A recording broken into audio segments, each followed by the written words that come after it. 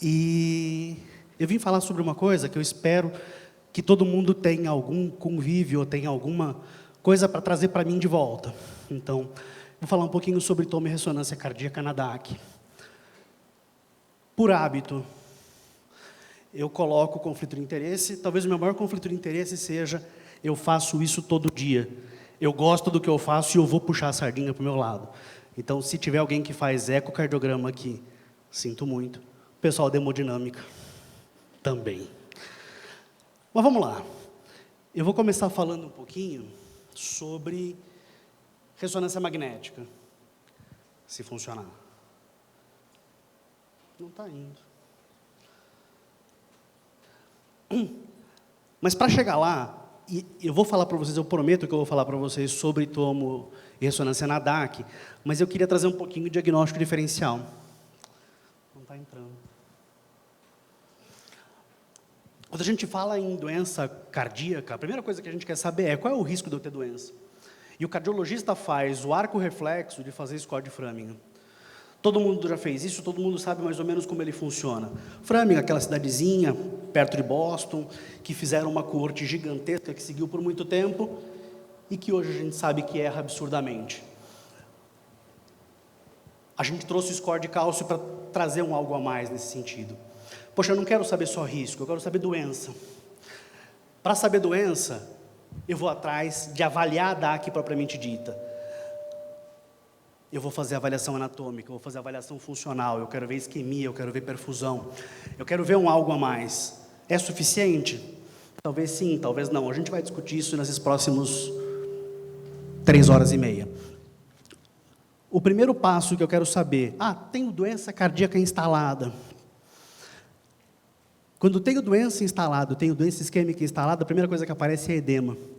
Eu avalio o edema por ressonância magnética. E eu consigo avaliar edema por sequências específicas ou por uma sequência supermoderna, que é o mapa. Depois de instalado o edema, feito o infarto, eu tenho fibrose, eu tenho necrose. A necrose eu avalio pela técnica do realce tardio. Eu vou mostrar um pouquinho para vocês sobre isso. Pode ir passando. Eu vou mostrar isso para vocês na sequência. Pode ir passando direto. Eu consigo avaliar a fibrose por ressonância, eu consigo avaliar a fibrose por tomografia. Poxa, não é isquêmico, é outra coisa, é uma miocardite. Eu avalio miocardite também por ressonância. Eu vejo o edema aparecendo, eu vejo a inflamação acontecendo. O padrão de realce tardio é diferente, eu vou tentar pincelar isso rapidinho para vocês. Pericardite, a mesma coisa. Eu consigo avaliar muito bem por ressonância, eventualmente por tomografia, doenças de depósito, doenças inflamatórias como sarcoidose, amiloidose. Eu consigo avaliar também muito bem pelos métodos não invasivos. Pode passar. Pode ir passando, sem medo de ser feliz. E eu consigo avaliar tumores e trombos também pela ressonância magnética. Quer dizer, o espectro de avaliação da ressonância magnética e da tomografia me dá um aval dentro da doença cardíaca absurdamente grande. Mas a gente veio falar hoje sobre doença coronariana. Pode passar. A doença coronária não é uma doença tão simples assim. Tem muito mais para baixo do iceberg do que a gente está vendo para fora da água. E a gente vai tentar esmiuçar um pouquinho, desde lá de baixo da lesão inicial, por que método eu consigo avaliar melhor e aonde eu consigo chegar lá para fazer diagnóstico mais efetivamente. Poxa, será que eu preciso fazer um AIVOS para ter um diagnóstico precoce? Eu não vou conseguir fazer isso. A hemodinâmica não quer fazer isso. A hemodinâmica não quer fazer diagnóstico precoce de uma lesão que não é tratável do ponto de vista intervencionista. Então, a gente vai atrás de avaliar desde as fases pré-clínicas às fases clínicas propriamente ditas. Então, eu tenho, na fase pré-clínica, passa para mim, algumas avaliações que eu consigo fazer, mas tendo defeito de perfusão, tendo alteração metabólica, tenho disfunção diastólica, tenho alteração segmentar, tenho disfunção sistólica, tenho alteração de eletrocardiograma, e talvez só lá na frente eu tenha dor torácica. Então, eu tenho uma cascata de problemas acontecendo e eu tenho que dar diagnóstico o mais precoce possível. Na fase pré-clínica de diagnóstico, eu tenho score de cálcio e angiotomografia como uma grande potência diagnóstica. Para as fases em que eu começo a ter alterações iniciais, as avaliações de isquemia, perfusão, estresse, me ajudam muito. Eu vou mostrar para vocês. As avaliações de disfunção, as avaliações segmentares, a cine-ressonância ela é espetacular nesse contexto. Vou puxar a sardinha e dizer que é um pouquinho melhor do que o ecocardiograma. Quando eu estou lá na ponta, avaliando já a dor torácica, a alteração eletrocardiográfica, eu quero saber qual é a extensão da doença miocárdica propriamente dita. E eu vou mostrar para vocês um pouquinho sobre o realce tardio. Então, a ressonância magnética, ela é extremamente complexa. Alguém já fez, todo mundo já fez ressonância aqui? Ou já viu uma ressonância? Ou já entrou na aparelho de ressonância? A melhor frase que eu já ouvi de um paciente foi: isso é test drive de caixão. Porque você fica dentro do aparelho, 30 minutos, 40 minutos, 1 hora, deitado, sem ver nada, sem ver mundo. Não é agradável. Mas para que serve isso? Então eu fico dentro de um dispositivo gigantesco, que me faz, por um campo magnético, alterar o funcionamento dos meus íons de hidrogênio, e essa alteração de como ele funciona, de como ele interage com o campo magnético e com esse aparelho que a gente coloca no tórax, que é a bobina, eu tenho a formação de imagem. Imagens que vão desde imagens mais simples até imagens que vão a imagens mais avançadas. Pode passar. Pode seguir. Algumas coisas eu quero chamar a atenção de cara. Primeiro, o magneto, o ímã gigantesco da ressonância, ele está sempre ligado. Então, não tentem entrar com o que não pode entrar na sala, porque a gente vai ter problema. Então, não pode entrar enceradeira, não pode entrar um leito hospitalar, não pode entrar qualquer coisa na sala, porque a gente vai ter problema. Se vocês já assistiram algum filme que aparece ressonância magnética, tenho certeza que vocês viram alguém ir lá no botão, desligou, ligou, desligou. Tem uma cena espetacular de um exterminador do futuro que eu acho linda, que ele fica desligando e ligando o ímã e o robô fica lá desmanchando, e isso não acontece. Então, lembra, poxa, eu estou indo lá com um paciente meu, se eu entro de relógio, o relógio vai para o beleléu. Eu já tive uma residente que perdeu um Apple Watch. Já perdi inúmeros cartões de crédito, porque entrar com a carteira no bolso, ele desmagnetiza o cartão, foi para o beleléu, ele está sempre funcionando. Além disso, eu preciso de um paciente adequadamente preparado. Se aquilo é test drive de caixão, claustrofobia pode ser um problema. Hoje, nosso índice de cancelamento de exame por claustrofobia é perto de 2%, mas eu tenho que fazer o paciente sob anestesia geral. Não é sedado. Eu tenho que anestesiar o paciente para fazer o exame. E isso pode ser um problema. Alguns pacientes podem ter dispositivos que não são compatíveis com a ressonância. A gente pode discutir melhor sobre isso para frente. Eu preciso de um equipamento compatível com o que eu preciso fazer e eu preciso de uma equipe que esteja capacitada a fazer isso. Tendo isso, exame sucesso total. Importante para a gente na cardio, próteses valvares e estentes coronários, e hoje cada vez mais marca-passos, são compatíveis com o campo magnético. A única prótese valvar que não era compatível, mas eu não lembro a última que eu vi, era aquela prótese de bolinha. Os mais novos não devem nem saber do que eu estou falando. Eu vou dividir um pouquinho essa conversa sobre ressonância na maneira como a gente faz a aquisição do exame. Então, anatômica morfológica, funcional, perfusão e realce tardio. Eu vou começar com avaliação de anatomia. Passa por aí. Passar. Então, a avaliação anatômica da ressonância não inventou a roda. Primeira coisa que eu quero dizer para vocês, se vocês já viram um ecocardiograma, vocês já viram um longitudinal 2 câmaras, um 3 câmaras, um 4 câmaras, um eixo curto do ventrículo esquerdo, que eu estou cortando desde lá de cima do plano da válvula mitral, até lá a pontinha do coração. Com essas imagens, eu estou dando para o clínico, eu estou vendo a imagem, me mostrando absolutamente todos os segmentos e alguma coisinha de aparelho valvar, de aorta, ventrículo direito, e algumas coisas que o ecocardiograma talvez tenha alguma dificuldade. Então, eu consigo avaliar ventrículo direito de uma maneira bem mais eficiente do que o eco consegue avaliar sem as técnicas mais modernas em 3D. Como é que eu avalio fração de ejeção? Eu avalio fração de ejeção fazendo cortes da base do coração, do plano valvar até a ponta do coração. Então, ele me dá cortes e o segmento endocárdio, epicárdio, endocárdio, posso até marcar o epicárdio do ventrículo direito. Muito bonita essa imagem, muito legal isso, mas para que serve ela? Eu vou desenhar cada um desses planos, passa para mim. E eu vou desenhar endo, epi, VD. Pode passar? E se eu desenho isso, eu formo uma moedinha que tem uma área, tanto do ventrículo direito quanto do ventrículo esquerdo. E aí eu trago a primeira informação extremamente importante, que eu não tenho nenhum outro método que me dá. A acurácia em fazer essas medidas, tanto do VE quanto do VD. A ressonância me dá essa potência de avaliação. Pode passar. Se eu tenho uma área e eu sei a altura do meu corte, eu tenho um volume. Se eu junto todos esses volumes, eu tenho o volume de uma cavidade ventricular. Passa para mim.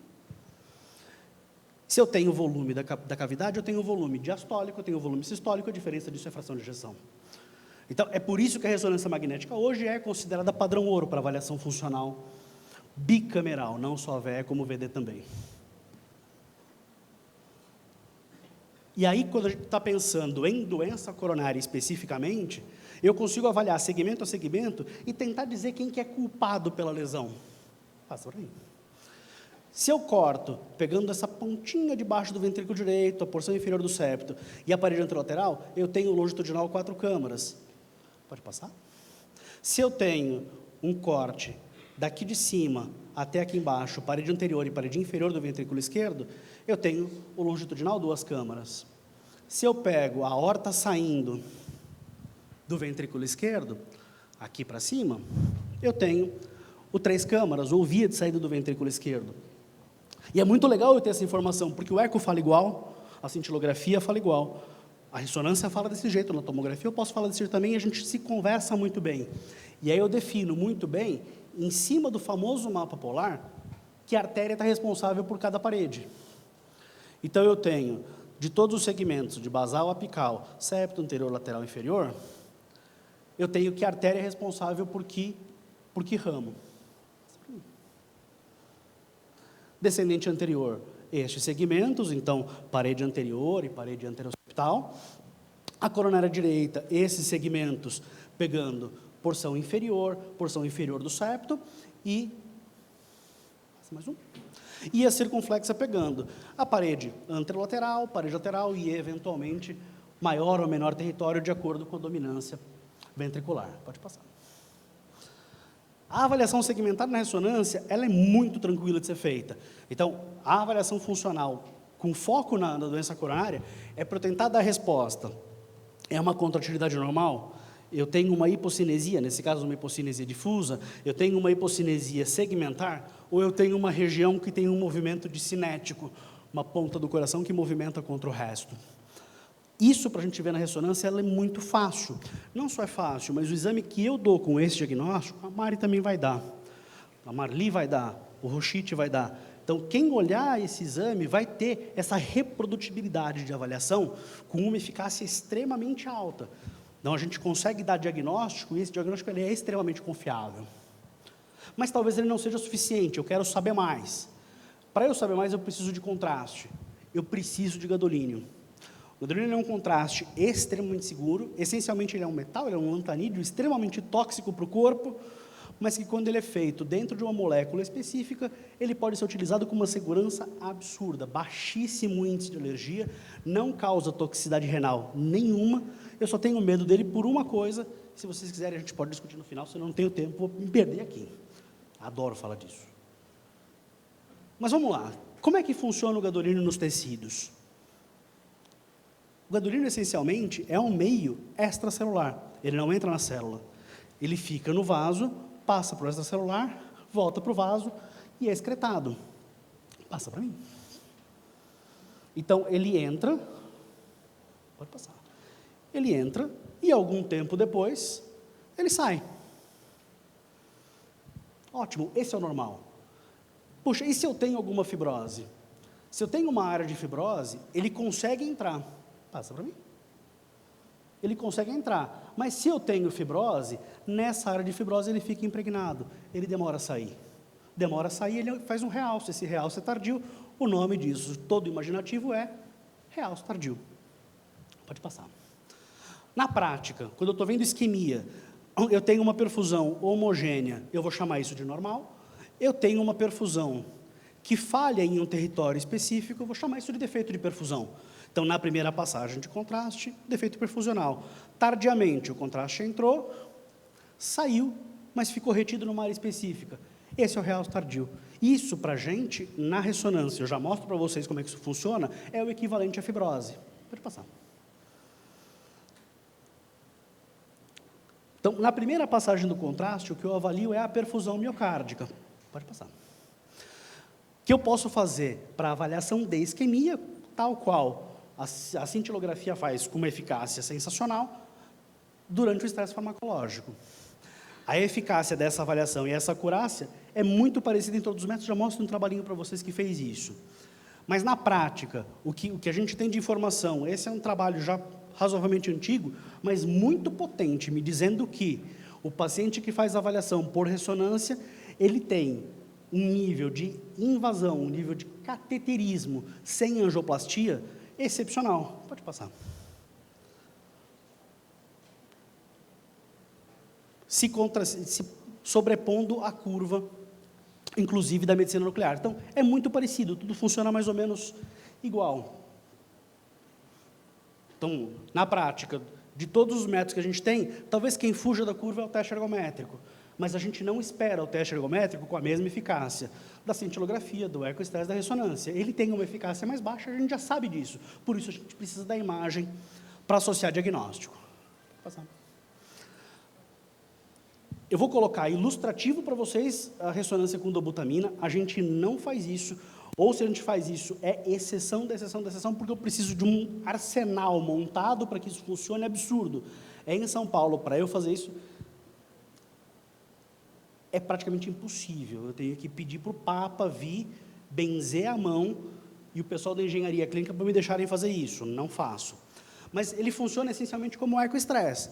Eu dou uma imagem inicial, eu começo a dar dobuta. Começo a dar dobuta, a contratividade começa a aumentar. Eu dou mais dobuta, a contratividade aumenta mais. Eu dou dobuta e estimulo com atropina, a função piora. Essa é a típica imagem de isquemia, do mesmo jeito que eu vejo no ecoestresse, eu vejo na ressonância com a dobuta. Falei isso? Esqueçam que eu falei isso, isso não existe. Passa adiante. O que a gente faz de rotina é a avaliação com vasodilatador, ou dipiridamol ou adenosina, 99% dos serviços com dipiridamol.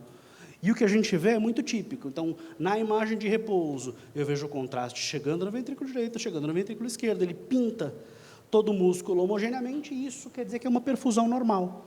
Aquela primeira imagem vermelhinha que eu tinha mostrado desse lado, na imagem da perfusão. Poxa, como é que funciona a isquemia? A isquemia é simples. Todo mundo consegue ver essa imagenzinha aqui embaixo? Falhou aqui embaixo. É o mesmo paciente, aqui sem estresse, lá com estresse ele falhou. Passa o próximo. Pode passar. Aqui está maior, fica mais fácil de ver. Eu tenho perfusão, eu tenho contraste no VD, contraste no VE, e uma falha de enchimento na parede inferior do ventrículo esquerdo. Então, todo mundo consegue ver agora que falha, que fica preto aqui, e aqui ele fica cinza? O contraste entrou aqui em cima, não entrou aqui embaixo. Isquemia.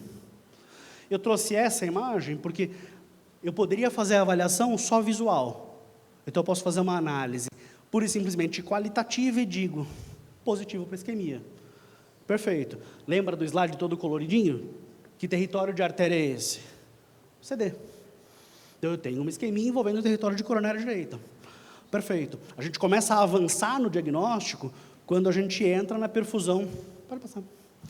Quando a gente entra na perfusão quantitativa. Então, eu passo não só a dizer, existe uma isquemia visualmente, mas eu começo a apontar. Essa isquemia é de tantos % na parede, esse grau de isquemia, ele já passa a ser quantificado de uma maneira mais objetiva. Então, a gente já está começando a entrar nesse nível de definição. Pode passar. Na prática, qual é a validade disso? Paciente que tem isquemia positiva pela ressonância tem mais desfecho, independente do quadro. E isso, por si só, para a gente já é uma baita de uma resposta do método. Independente de eu dizer, existe doença em vaso epicárdico ou não, a ressonância estresse positiva implica em pior prognóstico para o nosso paciente. Falei de perfusão, vou falar de realce tardio. Injetei o contraste, passou entre 5 e 10 minutos, eu faço uma imagem tardia. Para ver o quê? Para ver o contraste que ficou retido, o realce tardio. Passa para mim. Para que me vale dizer isso? Me vale dizer isso porque eu consigo diferenciar de cara duas possibilidades. Eu consigo dizer se essa fibrose no músculo ela é isquêmica ou não. Pode passar. Na doença não isquêmica, normalmente eu vejo múltiplos focos, normalmente não contíguos. Na área isquêmica é aquele território específico. Pode passar. Não só é um território específico, mas na doença não isquêmica, o subendocárdio está poupado. Eu até posso ter acometimento, a gente pode discutir sobre isso em outro momento, mas a doença isquêmica ela é obrigatoriamente subendocárdica. A isquemia ela sempre vai começar subendocárdica. Você não fala, poxa, é um infarto subendocárdico. A gente está acostumado a falar isso na cardio. Pode passar. E mais do que isso, quem infarta é a coronária. Então, a área isquêmica ela está restrita àquela coronária acometida. A gente consegue fazer diagnóstico muito bem sobre isso. Pode passar. E a gente tem alguns trabalhos bem interessantes mostrando qual é a validade disso. Esse é o primeiro. Raymond King, lá para 99, soltou essa primeira publicação, que ele mostra o quanto que o que realmente é fibrose. Aqui numa peça anatômica, isso é um infarto que ele provocou em cachorro. Mas aqui ele infartou, curou, aqui ele infartou, realce tardio, eu tenho a área de lesão definida. Então, bate muito bem o que é realce tardio com o que é fibrose, e isso a gente já fechou muito bem. Qual é o próximo passo? O próximo passo é dizer, e aí, o que eu faço com isso? Vem esse segundo trabalho dele, que é extremamente potente, a gente usa até hoje a referência dele. Pode passar. O que ele mostrou? Ele mostrou que, se eu tenho fibrose até 50% da espessura da parede, a chance de recuperação funcional é muito maior do que quem tem transmuralidade nessa fibrose. E isso é muito legal, porque eu quero dizer para o meu paciente, assim, olha, você vai passar por uma cirurgia, você vai passar por uma angioplastia, você vai passar por um procedimento, mas ele não vai servir de nada.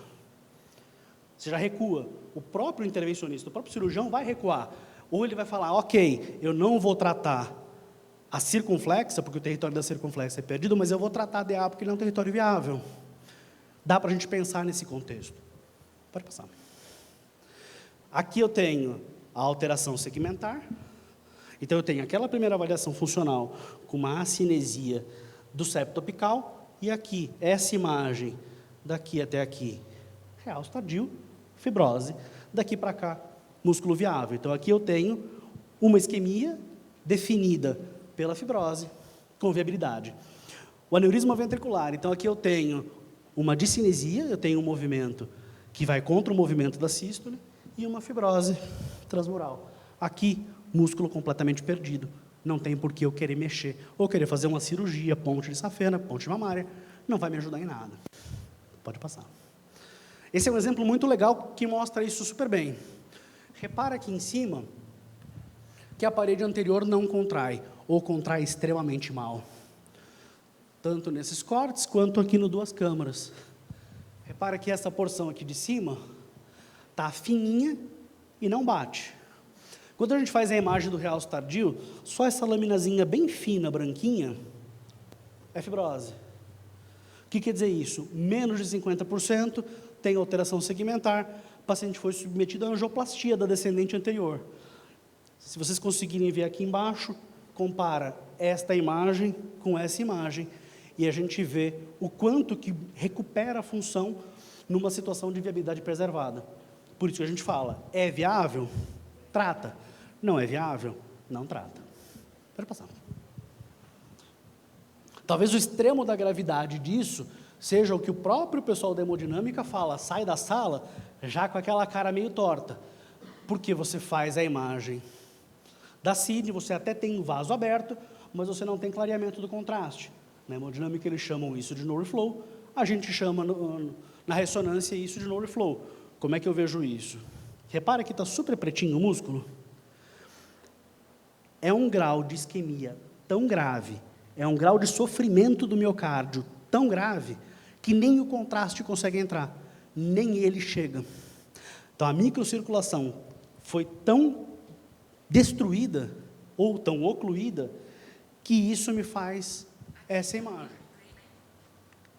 Passa o próximo. Para a gente, o significado na ressonância é, eu vejo essa imagem de no reflow, eu tenho um risco maior de mortalidade. Então, para estadiamento da doença coronariana nesse grupo de paciente, a ressonância ela é essencial. Aliás, saiu anteontem, no Europeu de Cardiologia, que para avaliação de miocardiopatia, ressonância magnética é nível de indicação 1 como avaliação inicial. Já não está entrando mais na avaliação na frente. Exatamente por esse grau de informação que eu dou para vocês. Eu vou pincelar rápido, são só 2 horas, sobre realce tardio e doenças não isquêmicas. Pode passar. Eu mostrei para vocês lá atrás que aquele foco, vários focos, não subendocárdico, não respeita território coronariano, são típicos das doenças não isquêmicas. Miocardites, chagas, amiloidose, sarcoidose. E a importância dessa informação do ponto de vista de realce tardio, pode passar, é que esse paciente que tem realce tardio na doença não isquêmica também morre mais. Por qualquer que seja a causa, vai variar um pouquinho a graduação do que eu vou chamar de importante, mas se eu tenho, por exemplo, um paciente com cardiomiopatia hipertrófica, com alta carga de fibrose, eu vou ter uma maior mortalidade, um maior risco de arritmia ventricular, por exemplo. Mais um dos slides que eu quero que vocês vejam e apaguem depois da retina. Angiorressonância de coronária é uma imagem que existe. As que eu tentei fazer me demoraram 1 século e não ficou tão bonita assim. Para a gente afinar o protocolo e fazer ele funcionar dessa maneira, via de regra são protocolos longos, são protocolos extensos, e que não são tão claramente diagnósticos como o que eu já mostro para vocês na tomo. Então, não existe na prática angiorressonância de coronária. Se vocês tiverem vontade de pedir, conversem com o teu imaginologista e vejam qual é a disponibilidade e o que dá para fazer. Via de regra, olhem essa foto e apaguem da retina. Pode seguir. A tomografia, como é que a tomo funciona? A tomo ela é um monte de aparelho de raio-x enfileirado, girando loucamente para produzir uma imagem do coração de ponta a ponta. Então, tecnicamente, a tomografia ela é bem mais simples de entender, bem mais fácil de funcionar do que a ressonância. E a informação que ela dá, ela é direcionada. Pode passar. A gente vem em uma evolução de equipamento muito grande, que em um certo ponto, lá perto de 2010, deu uma parada. E mais recentemente, com dupla energia, com photon counting, começa a vir aparelhos novos, que alguns a gente nem tem no Brasil ainda, e que vão trazendo mais definição de imagem. Na prática, com aparelhos 64, 128, 160 canais, a gente tem diagnósticos excepcionais. Pode passar. Em que eu consigo avaliar uma gama de alterações, uma gama de coronária excepcional. Pode passar. Vou voltar a falar de coronária. Eu vou falar de coronária de novo, eu vou falar de novo. Scott Framingham. Dá para confiar plenamente no Scott Framingham? Pode passar. Aí eu trago para vocês 2 figuras. Vocês já viram essa imagem em algum lugar, não? Vocês conhecem essas duas figuras? Então não vou nem falar, porque esse cara é Jim Fixx, esse cara era o blogueirinho dos anos 70, fitness, foi o cara que popularizou corrida de rua. Vocês conhecem o charutudo lá do lado? Churchill. Se você olha para a foto, você fala, esse cara vive para sempre, e por que esse cara está vivo? Certo? Pode passar. Fixx morreu de infarto correndo na rua, Churchill morreu aos 90 de AVC. Pode passar. Vou atualizar. João Paulo Diniz morreu, teve uma morte súbita, ninguém sabe direito se é uma hipertrófica, se é uma cardiopatia ritmogênica, e o Jô viveu até lá na frente e morreu de sepse. Um morreu do coração, o outro não. A gente olha para a pessoa e fala, errei. O Framingham, ele dá essa informação, ele erra. Para tentar auxiliar no diagnóstico do Framingham, pode passar. A gente vem com o score de cálcio. E o score de cálcio, pode passar. O score de cálcio, ele vem subindo a curva e jogando todos os outros métodos. O que vocês quiserem me falar, ele joga para baixo na classificação de risco. Ele joga espessamento médio intimal, ele joga homocisteína, ele joga PCR, ele bate na trave com história familiar para a mulher, mas ele é extremamente potente em predizer risco. Pode passar. A conta é mais ou menos essa. Isso tudo que o score de Gauss consegue fazer. Ele consegue me ver melhor o coração com o hazard ratio de uma faixa altíssima. Então, ele é excepcional para predizer risco. Pode passar. Para quem? Para paciente assintomático. É um exame que, em sala, se demorar mais do que 3 minutos, o técnico está enrolando o dono da clínica. Porque ele é um exame para deitar, fazer a aquisição e sair. Não me importo com frequência cardíaca, não pego acesso porque eu não vou injetar contraste. Entrou, saiu. Extremamente rápido. Ele pega pacientes do risco intermediário de Framingham e ele me requalifica o paciente de uma maneira excepcional. Como é que a gente pontua ele? Hoje, na nossa diretriz brasileira, está lá, de 0, depois até 100, até 400, até 1.000 e maior do que 1.000. Tudo isso para dizer que quanto mais cálcio, mais risco. Pode passar. E o que a gente usa ele, efetivamente, eu pego aquele paciente que eu tenho um Framingham, que não é baixo, mas também não é estourado alto, e eu pego esse paciente e falo, puxa, o score de cálcio dele é 0. Ele funciona muito mais como um paciente de baixo risco. Não, eu pego aquele paciente de 40 e poucos anos, tabagista, com LDL meia boca, com HDL meia boca, uma pressão meia boca, ele fica ali no meio do caminho do Framingham. Poxa, será que ele é alto risco? Será que ele é baixo risco? Eu pego um score de 300, ele pula automaticamente para as faixas de risco maior. Ele vai morrer mais. Pode passar. E ele vai morrer mais, não só de doença coronária. Pode passar. Ele morre mais, e quanto maior o score, eu vejo ele morrendo mais, não só de doença coronária, mas de tudo. Então, essa faixa, paciente idoso, com um score maior do que 1.000, ele morre mais de tudo. De câncer, cerebrovascular, ele morre mais de tudo. Eu consigo estratificar, inclusive, para esse lado. Pode passar. Em todas as faixas de score, em todas as faixas etárias, para homem e para mulher. Esse é o peso e esse é o poder do score de cálcio. Ele consegue me predizer qual é a encrenca. Pode voltar. Aí, problema. Em paciente sintomático, ele pode não detectar aquela placa que não tem cálcio, mas pode ter uma obstrução grave. Ele não tem esse poder.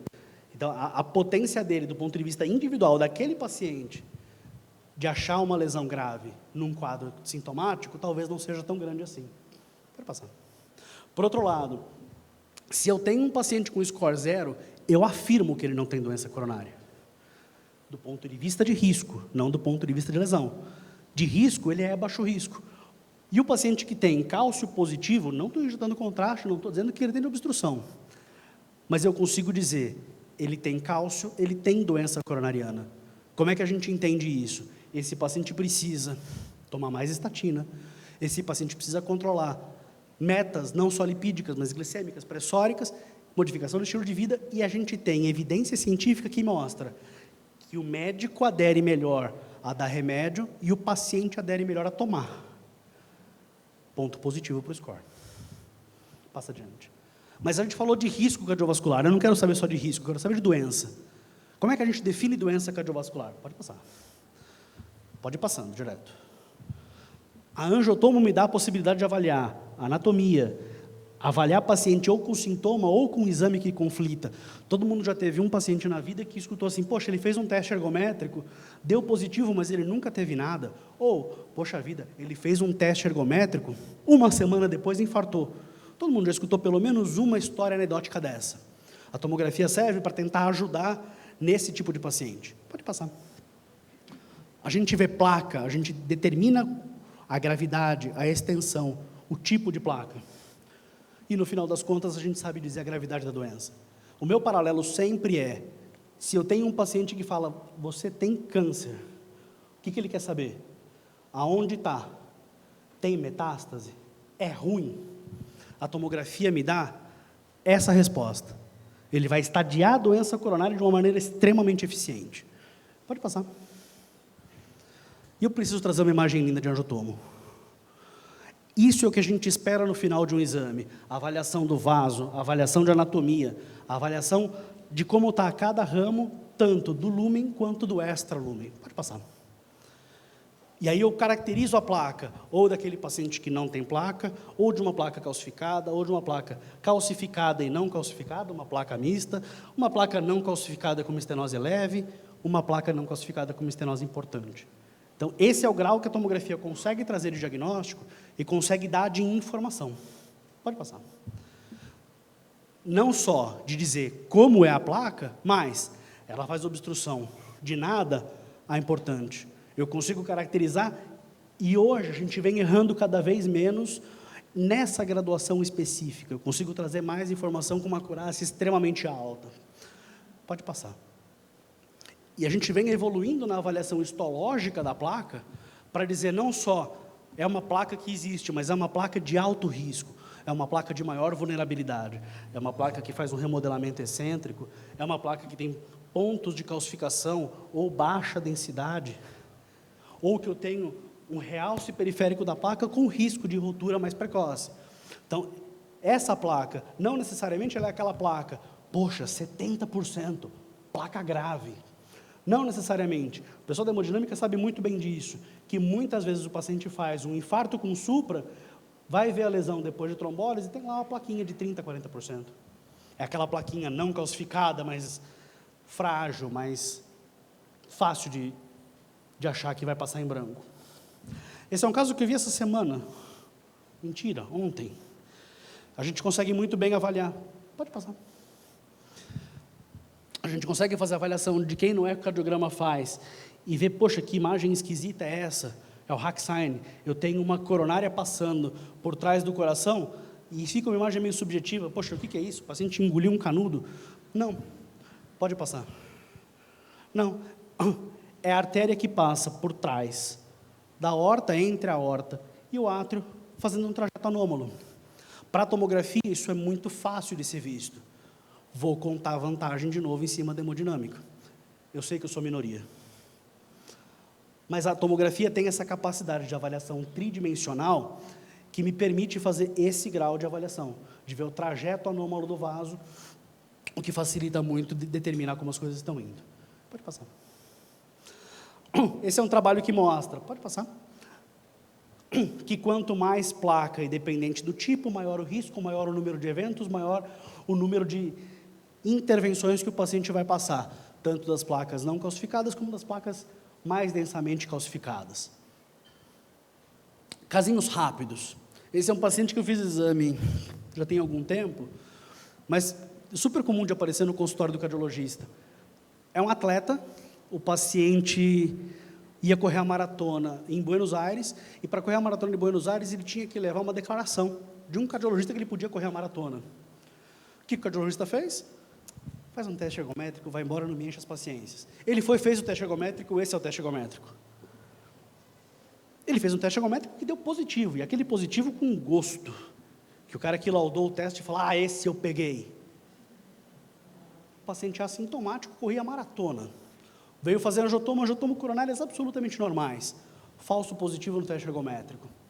É incomum isso? Não. Acho que durante a minha semana, se eu não faço uns 30% do exame por isso, estou doido. É o nosso maior volume. Pode passar. Mas eu consigo ir além. Eu consigo avaliar os enxertos de uma cirurgia. Então, eu tenho uma ponte de safena, tem um umbiguinho aqui.